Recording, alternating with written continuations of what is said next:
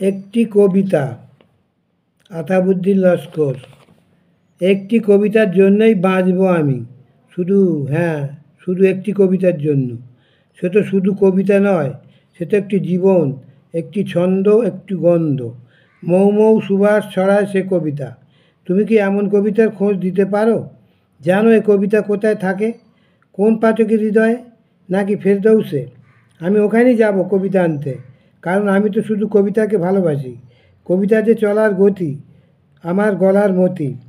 পাথরের কঠিন হৃদয় সে তো ভাঙতে পারি কবিতা দিয়েই।